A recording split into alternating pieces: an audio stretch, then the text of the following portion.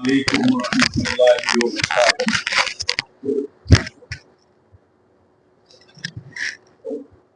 حضرت علامہ مولانا مفتی صاحب قبلہ تشریف لا چکے ہیں اور اب انشاءاللہ تعالی درس قرآن شریف شروع ہوگا۔ ہم تمام معزز خواتین و طالبات سے گزارش کرتے ہیں کہ وہ جلد سے جلد مدینہ اپارٹمنٹ کے چلر میں تشریف لا لیں، جہاں پر آپ ہی کے لیے درس قرآن شریف نشر کیا جاتا ہے۔ جزاک اللہ خیر۔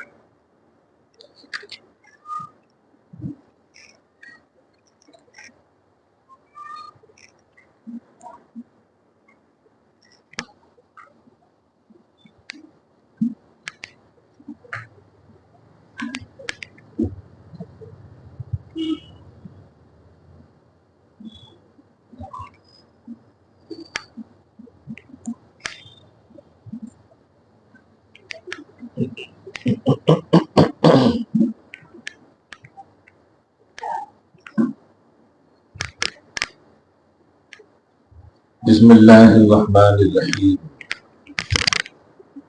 نحمدہ ونصلی ونسلم علی حبیبہ ونبیہ ورسولہ الکریم الامین العزیز الرؤوف الرحیم وعلی آلہ واصحابہ الافضلین الاکرمین اجمعین، اما بعد فاعوذ باللہ من الشیطان الرجیم، بسم اللہ الرحمن الرحیم۔ انظر کیف یفترون علی اللہ الکذب وکفی بہ اثما مبینا۔ صدق اللہ العظیم۔ سورہ برکت کے لیے دھیرے دھیرے درود شریف پڑھ لیں۔ اللہم صلی وسلم وبارک علی سیدنا وشفیعنا وحبیبنا ومولانا محمد وعلى الجود والکرم وآلہ الکرام وابنہ الکریم وآلہ واصحابہ وبارک وسلم صلی اللہ تعالی علیہ وسلم۔ سورۃ النساء سورہ نمبر 4 کی آیت نمبر 49 تک کا درس ہو چکا ہے۔ 49۔ گزشتہ درس میں تواضع، انکساری، انانیت، ان سب کے خاتمے کے لیے قرآن پاک کی 2 عظیم آیتوں کے ذریعے سے، جس میں آیت نمبر 49 اور پھر سورۃ النجم کی وہ آیت کریمہ،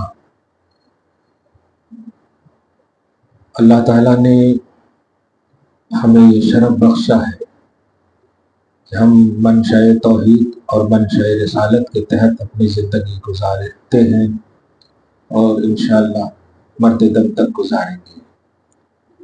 اللہ پاک کے نبی علیہ السلام نے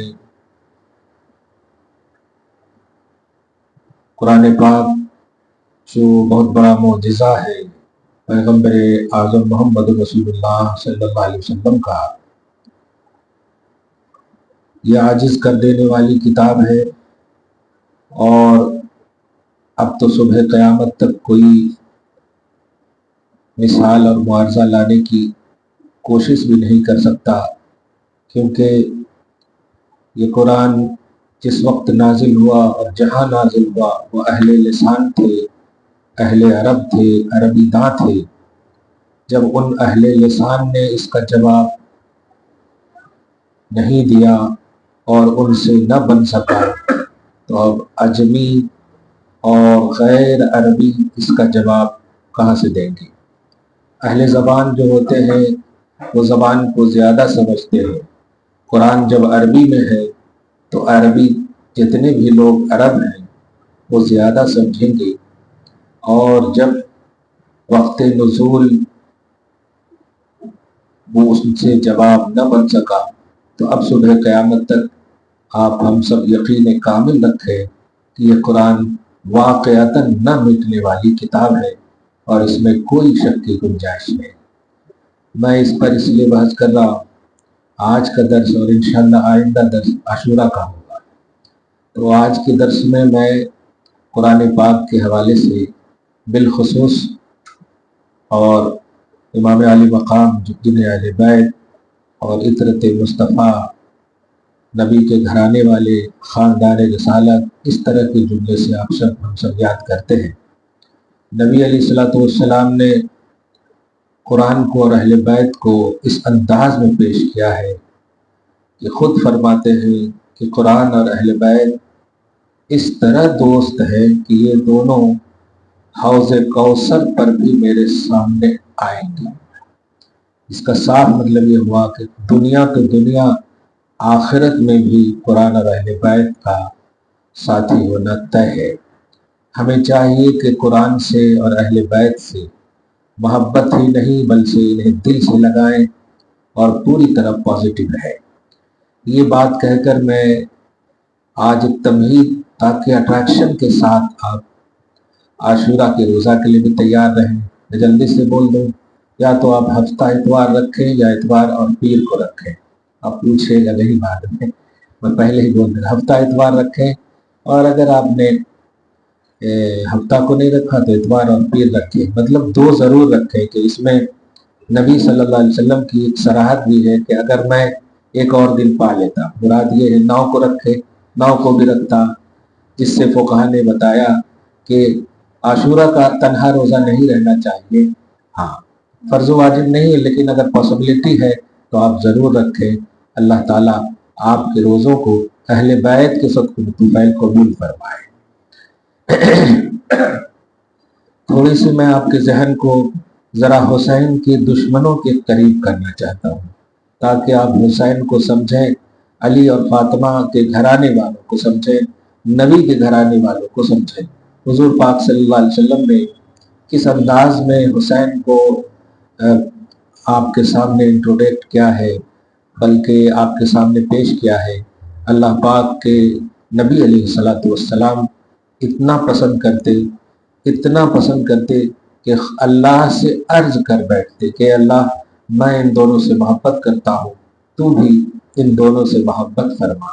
سوچیں، جس نبی صلی اللہ علیہ وسلم کو خود اللہ آیت کے ذریعے سے یہ کہے کہ اے میرے حبیب، میں آپ کو اتنا عطا کروں گا، اتنا عطا کروں گا، اتنا عطا کروں گا کہ آپ راضی ہو جائیں، یعنی جو اللہ اپنی جانب سے رضائے محمدی چاہے کہ میرا حبیب راضی ہو جائے، میرا حبیب راضی ہو جائے، جب وہ حبیب خود اللہ سے کہے کہ میں ان دونوں سے راضی ہوں، اے اللہ تو بھی راضی ہو جا، تو اس سے ایک ذہن ملتا ہے کہ حسنین کریمین کی رضا یہ نہ یہ کہ صرف ہمارے دل کی بات ہے، ہماری عقیدت کی بات ہے، نہیں، رسول کی اس رضا کی بات ہے جس رضا کی طلب خود خدا فرماتا ہے۔ اگر یہ گاڑھا ہو گیا تو میں آسان کر دوں کہ جب اللہ خود چاہتا ہے اپنے حبیب کی رضا کو، خوشنودی کو، کہ میرا حبیب راضی ہو جائے، وہ خود چاہتا ہے، تو جب حبیب خود اعلان کر دے کہ میں ان دونوں سے راضی ہوں، تو اب امپاسبل ہے کہ اللہ راضی نہ ہو۔ تو حسنین کریمین سے اللہ راضی ہے، یہ گارنٹڈ ہے۔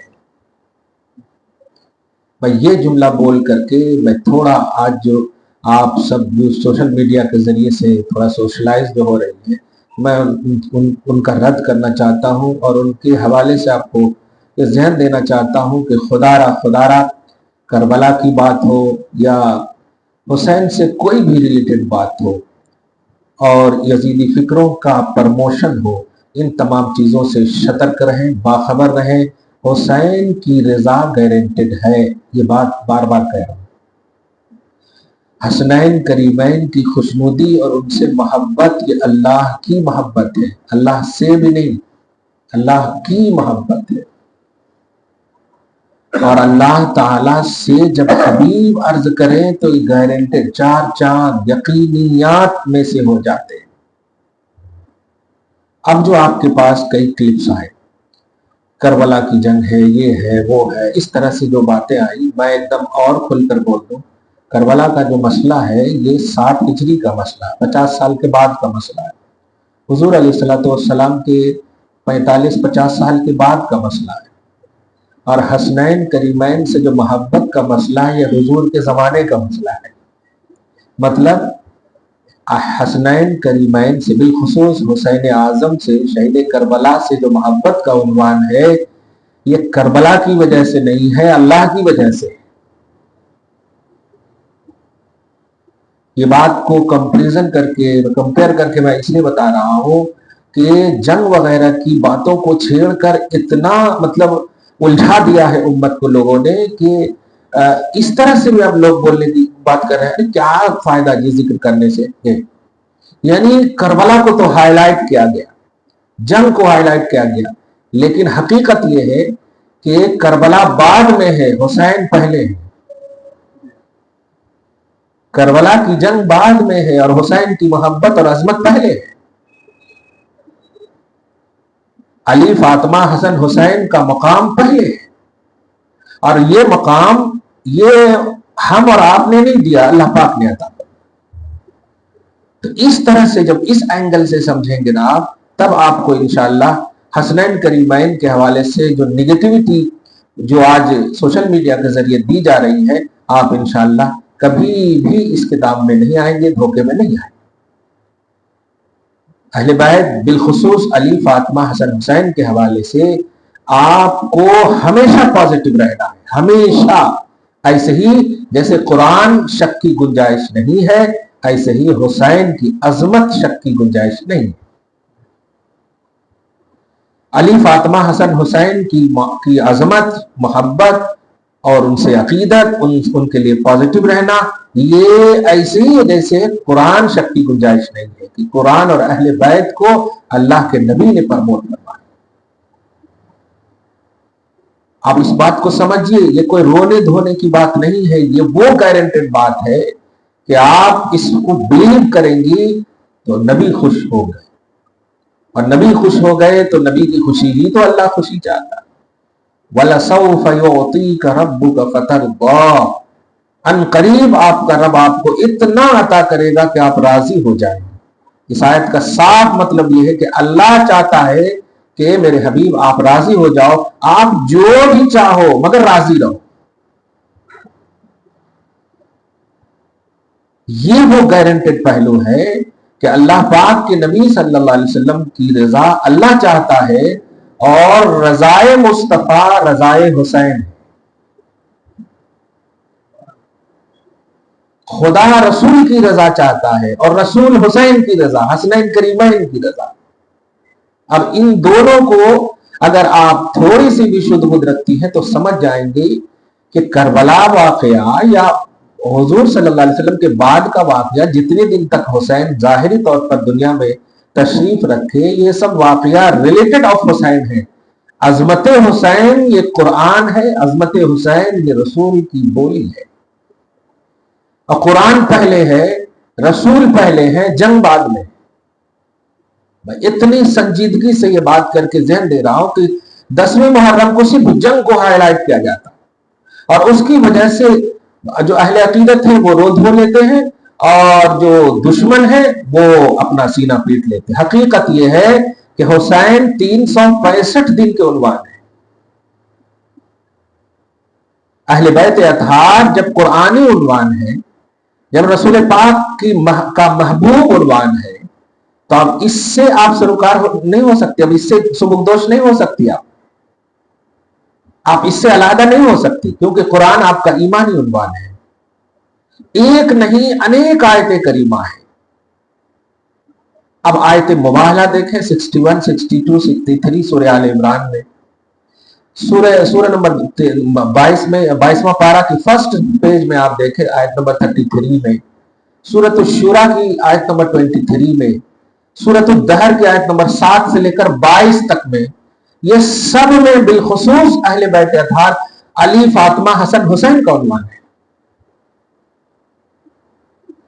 اللہ پاک نے سورۃ الشورى میں فرمایا کہ لوگوں سنو، ایمان والو اور عمل کرنے والو سنو، میں تم سے حبیب کے ذریعے سے کہوایا کہ حبیب کہیے کہ قرآن، رحمان، شریعت، اسلام، ایمان، آخرت کا تصور، غرضے کہ جو کچھ بھی تم کو ایمانی دنیا میں ملا ہے، ان تمام چیزوں کے بدلے میں صرف علی فاطمہ حسن حسین کی محبت مانگتا. قل لا اسألکم علیہ اجرا الا المودۃ فی القربى. اب آپ فی القربہ قربہ ملتے ہیں. خود صحابہ نے عرض کیا من قرابت تو یا رسول اللہ، یہ قربہ کیا ہے یا رسول اللہ؟ تو آپ نے فرمایا علی و فاطمۃ وابناہما، کہ وہ ہے علی، وہ ہے فاطمہ، وہ ہے ان کے دونوں بیٹے یعنی حسن حسین. اب سوچے آپ کے جس پر آپ نے ایمان لایا اس قرآن میں علی فاطمہ حسن حسین کی محبت کی طلب کا ذکر ہے کہ محبت مانگتا ہے. اب آپ 60 سال کے بعد کیا اس آیت کریمہ کو بھول گئے؟ تو جنگ کربلا کا عنوان یہ ریلیٹڈ آف حسین ہے، اور عظمت حسین کا عنوان قرآن ہے. اب قرآن مقدم ہے، جنگ بعد میں، کربلا بعد میں. اب اگر کربلا کا معاملہ سمجھ میں نہیں بھی آ رہا تو مت سمجھیے، لیکن حسین کی عظمت کو ضرور سمجھنا ہوگا، کیونکہ حسین مقدم ہے، قرآن مقدم ہے، نبی مقدم ہے. قرآن پہلے ہے، نبی پہلے ہے، حسین پہلے. حسین تو 55 سال کی عمر کے بعد تشریف لے گئے کربلا، لیکن یہاں ابھی بچپن ہے اور نبی اپنے گود میں لے کر کے انٹروڈکٹ کرا رہے ہیں صحابہ کرام کے سامنے کہ سمجھ لو ان کو، پہچانو ان کو، میں ان سے محبت کرتا ہوں. اس طرح سے پرموٹ کرنے کا مطلب سمجھتی ہیں آپ؟ جس طرح اللہ تعالیٰ عالم الغیب والشہادہ ہے کہ وہ پاس پرزینٹ فیوچر سب کا وہ جاننے والا ہے، ایسی اللہ پاک نے اپنے رسول کو سارے جہان کا رسول بنایا، اور ان کی شان نبوت جہان کو محیط ہے، پورے جہان کو محیط ہے. پاس پرزینٹ فیوچر ان کی شان کے مطابق ان سے چھپی ہوئی نہیں ہے. تو اللہ تعالیٰ جب حسین، حسن حسین، علی فاطمہ کا قرآن میں پازیٹو ذکر کرے گا تو کیا فیوچر میں وہ نگیٹو عنوان بن جائے گا؟ یہ بات کو سمجھنا ہے آپ کو. یہ جو حیدرآباد میں بالخصوص کتے والی دنیا ہے نا، ایسا کتے ابن زہبی نے کہا، عساکر نے کہا، خلدون نے کہا، تاریخ نے کہا. آپ سب کہہ دو یہ سب کتابوں کو ہم نہیں مانتے، ہم قرآن کو فرسٹ مانتے. بتا قرآن کیا کہہ رہا ہے اہل بیت کے لیے؟ کیونکہ جب نگیٹو عنوان آئے گا اب آپ کو بولے ایسا کیسا کیسا، ایسا نہیں. مخلوق کا کلام غلط ہو سکتا ہے لیکن خالق کی بولی غلط نہیں ہو سکتی. لا ریب فیہ، یہ خالق کے کلام کی شان ہے کہ وہ کتاب ہے جس میں شک کی گنجائش نہیں ہے. اس لیے دنیا کی کتابوں سے بالکل کلیئر کہہ رہا ہوں آج، اور ڈکلیئر کہہ رہا ہوں آج. اتنی ذمہ داری کا یہ جملہ کہ خالق کی بات کو مقدم رکھو.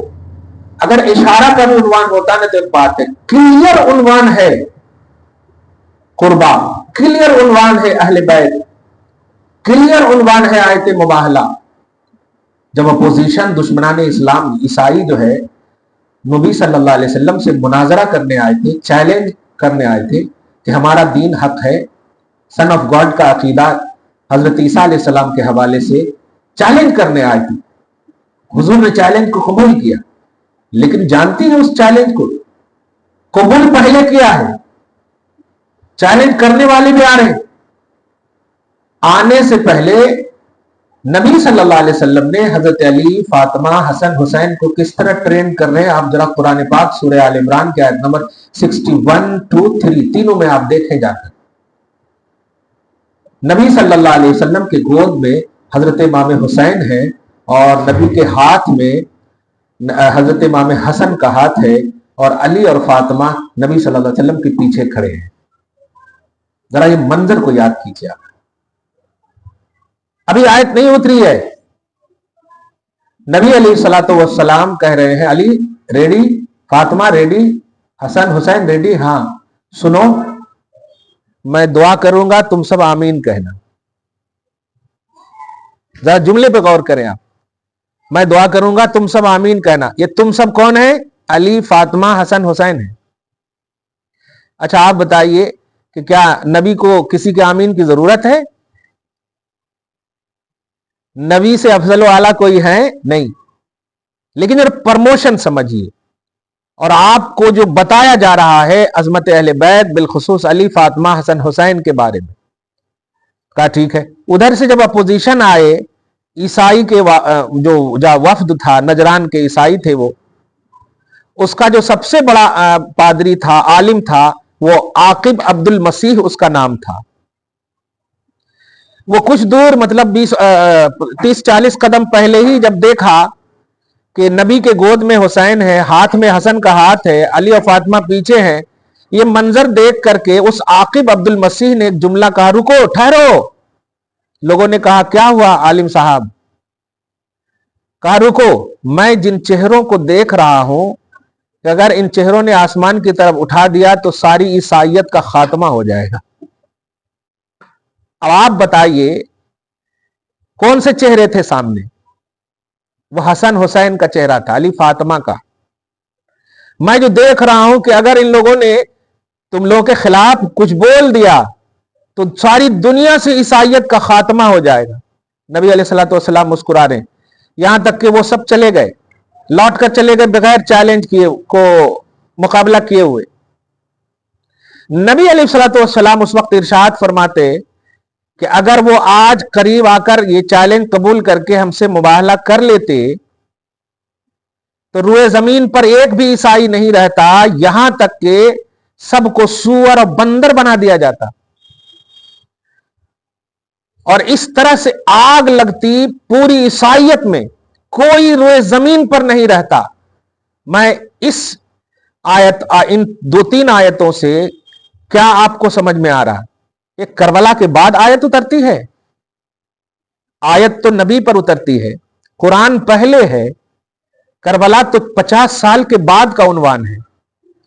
और अली, फातिमा, हसन, हुसैन के हवाले से कुरान में कहा जा रहा नबी के जरिए से कि अगर ये मुकाबला कर लेते और आमीन कह देते हमारे हसन, हुसैन, अली, फातिमा, अहले बैत, तो उनका खात्मा हो जाता। जिसका क्या मतलब समझ में आ रहा आपको कि ये इतने गारंटेड है कि अगर ये लब हिला दें तो क्या से क्या नहीं कर सकते। अब अगर इनके खिलाफ लब कुशाई करने वाले, अब आप सोच सकती हैं कि उनका अंजाम क्या होगा। अली, फातिमा, हसन, हुसैन के खिलाफ लब कुशाई ये नहीं है कि आप जो है यजीद के फेवर में हो, लब कुशाई ये भी है कि आप इनकी अजमत को ना मानो, क्योंकि इनकी अजमत गारंटेड है, इनकी अजमत कुरानी है, इनकी अजमत कुरान नबी वाली है, तौहीद और सुन्नत वाली है। करबला बाद में है, करबला रिलेटेड ऑफ हुसैन है, और अजमत हुसैन रिलेटेड ऑफ कुरान है, और कुरान पहले है। ये बात अगर आप समझेंगी तो इंशाअल्लाह अब जो आपका हफ्ता गुजरेगा बड़ा खूबसूरत गुजरेगा। अब अगर कोई भी किसी भी तरह की क्लिप आपके सामने आए कि ये इख्तिदार के लिए, हुकूमत के लिए, लालच के लिए, उसके लिए, इसके लिए, तो आप सबसे पहले डिलीट कर देना ताकि मोबाइल का स्पेस हुसैनी बचा रहे। ये कोई भी निगेटिव बातें न सुनना, क्योंकि जितनी देर तक आप सुनोगी निगेटिव बातें, अल्लाह नाराज होगा, क्योंकि अल्लाह ने तहकीक का मुतालबा नहीं, मोहब्बत का मुतालबा किया। नबी ने मोहब्बत का, तहकीक करने का मुतालबा नहीं, तनकीद का नहीं, तहकीक का नहीं, मोहब्बत का। और मोहब्बत दिल से की जाती है, तहकीक और कलम से नहीं। मोहब्बत के लिए अल्लाह ने दिल रखा है, और नबी ने कहा मैं इन दोनों से मोहब्बत करता हूं, अल्लाह तू भी मोहब्बत फरमा। मैं इन दोनों से राजी हूं, अल्लाह तू भी राजी हो जा। ये दोनों हदीस, ये दोनों बात नबी की बोल रही है कि बस पॉजिटिव रहना हुसैन के लिए, पॉजिटिव रहना अहले बैत के लिए, पॉजिटिव रहना हसनैन करीमैन के लिए, अली, फातिमा के लिए। ये बात आपके दिल में डालने की असल वजह यही है कि सोशल मीडिया के जरिए आज जो सिर्फ जंग करबला को हाईलाइट करके हुसैन को वहां पर सिकोड़ दिया गया है, कि ऐसा लग रहा है कि हुसैन और करबला, करबला और हुसैन, बस उसके अलावा कुछ भी नहीं है। हालांकि हकीकत यह है कि करबला बाद में है, हुसैन कुरान में है। करबला के मैदान में हुसैन का कदम बाद में है, पूरा वजूद हुसैन पहले कुरान में है। अली, फातिमा, हसन, हुसैन कुरान में है पहले। آپ کو میں نے چند آیتوں کے ذریعے سے ایک اشارہ کیا ہے، جو آیتیں ہم نے بتائی آپ کو، بعد میں بھی آپ ویڈیو کو ذرا سنیں، پازیٹیو رہیں آپ۔ یزید کس قدر ناہنجار تھا، بس ایک ہی لفظ میں سمجھیں کہ جس قرآن میں حسین کے لیے پازیٹیوٹی کا عنوان ہے، نبی کی زبان پر محبت کا مطالبہ ہے، اب ان کے خلاف ذرا سوچ بھی لینا وہ ایمان کیسے ہو سکتا ہے۔ اس کو ایک آیت کریمہ سے آپ کو بتاؤں، سورہ توبہ کی آیت نمبر 66 میں آپ دیکھیں، جس کا مفہوم آپ کو پہلے بتا دو کہ نبی علیہ الصلوۃ والسلام جو ہے، ایک صحابی کا گھوڑا یا اونٹ کہیں جنگل میں پھنس گیا تھا، آپ علیہ الصلوۃ والسلام کے پاس آ کر کے وہ کہا، یا رسول اللہ، میری اونٹنی میرا اونٹ گم ہو گیا ہے۔ آقا علیہ الصلوۃ والسلام نے وہیں پر بیٹھ کر بتا دیا، جاؤ فلاں جنگل میں اس کی نکیل پھنس گئی ہے۔ اس لیے وہ ایک مذاق کرنے والے، ایمان والے، نوٹ کرنا، جن کو منافقین کہا جاتا، وہ مذاق کرنے والے منافقین جن کے دل میں نبی کی محبت نہیں تھی، ایمان نہیں تھا، نور ایمان سے وہ محروم تھے، اس نے کہا دیکھو محمد یہاں سے بیٹھے بیٹھے بتا دیے، کل تک تو خالی توحید کا دعویٰ کرتے تھے، اب تو علم غیب کا بھی دعویٰ کر رہے ہیں۔ یعنی مذاق ایزی لیا، کس کو؟ علم غیب کو۔ یہ ایک صفت نبوت ہے، پوری ذات نبوت نہیں ہے۔ جیسے میں حافظ ہوں تو حافظ ہونا ایک میری صفت ہے، مفتی ہوں تو مفتی ہونا میری صفت ہے، پہلے میں ہوں، مفتی ہونا بعد میں ہے، حافظ ہونا بعد میں ہے۔ یہ مجھ سے ریلیٹڈ ہے، میری ذات نہیں ہے۔ اس جملے پہ سمجھیے جو میں اشارہ دینے جا رہا ہوں، کہ علم غیب نبی کو عطا ہوا، پہلے نبی ہیں، اور مذاق کس پر ہوا ہے؟ ٹھٹے کس کے لگائے گئے؟ علم غیب کا۔ ذات نبوت کا انکار نہیں ہوا، علم غیب کا انکار، مذاق کیا۔ تو اللہ پاک نے جبریل علیہ السلام کو بھیجا اور کہا جاؤ، جا کر کے اللہ کی بارگاہ کا فتویٰ بتا دو، لا تعتذروا قد کفرتم بعد ایمانکم، اے مذاق کرنے والو، تمہارا ایمان رخصت ہو چکا ہے، تم کافر ہو چکے ہو، کیونکہ تم نے نبی کے علم غیب کا مذاق اڑایا۔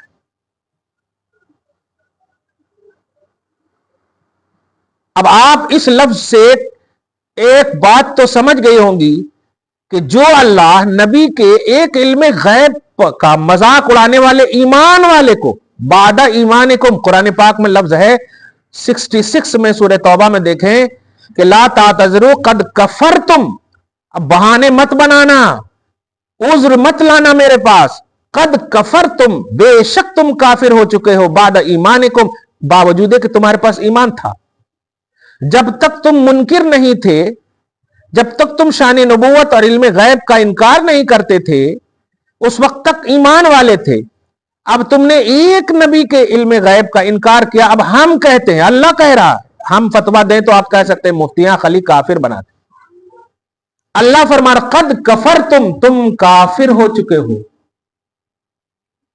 اب آپ اس لفظ پہ غور کریں کہ صرف ایک صفت کا انکار، پوری ذات کا نہیں، کرنے والے کو اللہ نے کافر کہہ دیا، باوجود کہ ایمان والا بھی کہا، بعد ایمانکم سے اشارہ مل رہا ہے تم اپنے ایمان کے بعد کافر ہو چکے ہو، اس کا مطلب ایمان تھا، تب تو کہا ایمان بعد ایمانکم۔ تو اب خواتین امت اس بات کو سمجھو کہ نبی کی ذات نے حسین سے محبت کی ہے، نبی کا علم صرف نہیں، نبی کی بولی صرف نہیں کہ نبی نے کہہ دیا کہ محبت کرو، نہیں، آپ نے گود میں لیا، آپ نے لب اپنے ہونٹ کو چسایا، زبان کو چسایا، یہاں تک کہ آپ وہ روایت بھی سنی ہوں گی کہ جب سجدے میں ہیں تو حسین کی خاطر آپ نے سجدے کو طویل کر دیا۔ میں اسے کیا سمجھ رہی ہیں آپ؟ نبی کی بولی صرف نہیں ہے، ذات نبوت آل ان آل، ناخن پاک سے لے کر بال مبارک تک حسین سے محبت کا عنوان ہے، صفت کا عنوان نہیں۔ ذات نبوت امام علی مقام سے محبت کرتی، پوری ذات محبت کرتی۔ اب اگر حسین کے خلاف جانے والے، وہاں علم غیب کے خلاف جانے والے کو اللہ کی طرف سے کس کا فتویٰ آ گیا؟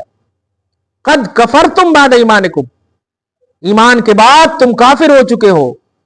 सिर्फ इल्म गैब का इनकार, और ज़ाते रिसालत को अगर तकलीफ देंगे तो सोचिए किस दलदल में जाएगी उम्मत।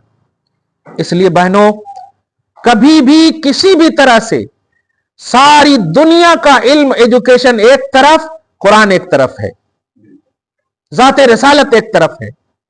एक इल्म का इनकार किया, अभी तो हुजूर को हजारों शान है, करोड़ों मिलियनों शान है, अनलिमिटेड शान है। वरफअना बादहुम दरजात, बेहिसाब दर्जे हैं हुजूर के पास। एक दर्जे का इनकार कुफ्र के दलदल में डाल दिया। हुसैन को तकलीफ देने वाले पूरी ज़ाते रिसालत को तकलीफ देते हैं, पूरी ज़ाते रिसालत को तकलीफ देते हैं। आपने साफ फरमाया, वादे मन आदा, मेरी अहले बैत से प्यार करना, दुश्मनी न करना, हरगिज दुश्मनी न करना, वरना जो भी मेरे आल से दुश्मनी करेगा मैं भी उनसे दुश्मनी करूंगा। अब आप समझ सकते हैं, गोया मोहब्बत का उन्वान ज़ाते रिसालत का उन्वान है, और अदावत का उन्वान ज़ाते रिसालत के साथ अदावत का उन्वान है। एक सिफत का इनकार करने वाला कुफ्र के दलदल में, अल्लाह की बारगाह में चला गया, कुफ्र के दलदल में। पूरी ज़ाते रिसालत का इनकार है अगर किसी भी तरह से हुसैन के खिलाफ कोई भी जाता है। बहरहाल पूरी गुफ्तगू का खुलासा आज जो मैं कहने जा रहा हूं, करबला से हुसैन को न समझिए, बल्कि हुसैन से करबला को समझिए।